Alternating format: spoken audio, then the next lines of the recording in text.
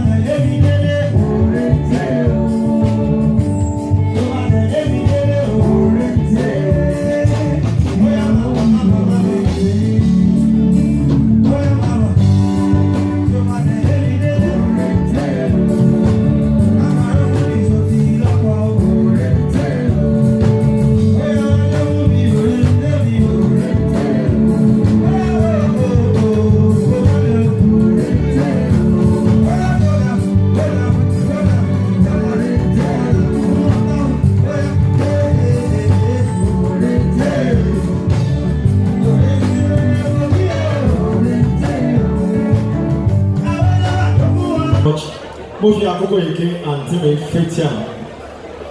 wọ́n ní àwọn nǹkan kan wà táwọn máa sẹ́ndì sí mi tí wọ́n ti ṣe tán kí á lè ṣe gbogbo ẹ̀. Ẹ jọ̀wọ́ mo kí àwọn sisters mi tó wà lórí ìjókòó bí ó ti ń di wípé Ìjẹ̀bú ga o táwọn àti ẹ̀ kì í ṣe pé kájà kan àti ìbá pè ẹ̀ síṣẹ́ rí ní ọ̀sán kó tó má dárúkọ mi ó yá kí n máa mú máìkì wá lẹ́yọ kọ̀ọ̀kan ògbó ayé yóò ní wọ́ òkùnkùn lórúkọ Jésù mo rò pé ẹ̀ ní sàmì ni ẹ̀ ní ṣubú bẹ́ẹ̀ ṣe ń ṣe tó ń wọlé lórúkọ Jésù àwọn àwọlé gbogbo bí tẹ́ ẹ̀ ń ta sí tó ti ń dáhùn tẹ́ ti ń rí àláti ẹ máa rí gbà gbogbo nǹkan tẹ́ wá ṣe mí lónìí èrò tẹ́ ẹ nígbà sáwọn wa tó jẹ́ ọkùnrin àdúrà yẹn gbà èwo ni ká bí pé kò wọ ẹ̀ gbogbo obìnrin tó wà mí lónìí wọ́n máa pákéjì wa ni àìsùn ni tó bá ti wá ní pé ó ti dọwọ́ déré bímbọ láàmì yọ slippers mi àrí ìtọ̀kọ̀ látàrọ̀ fídíò kọ̀ dátà ti tán àtẹ̀síwájú àwọn ọ̀ṣọ́kọ̀ṣọ́ lóko nígbà tí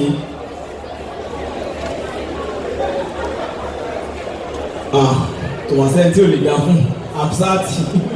òun náà máa ránṣọ tẹ̀ Wàsíù Adédèjì Olúwayé sẹ́ẹ̀tì báwo la tẹ̀ ẹ́ kì í ṣe bí tẹ́ kì í ṣe kíni bàbá bẹ̀ mo kí ẹ síbẹ̀ Olúmídé Adédayọ̀ ó yá mo kí ẹ ọwọ́ ọ̀yọ́ kì í ṣe kíni. Yesi leikwa no sinda lololo ewe ìlànà sonde jinikuku lẹ́lẹ̀ wàá tún fi síbi kí ló ṣẹlẹ̀ gbọ̀ngàn ìyẹn ló wà bẹ́ẹ̀ bẹ́ẹ̀ sẹ́ Akíndéjì is in the house ẹgbẹ́ àtọ́ fún wọn.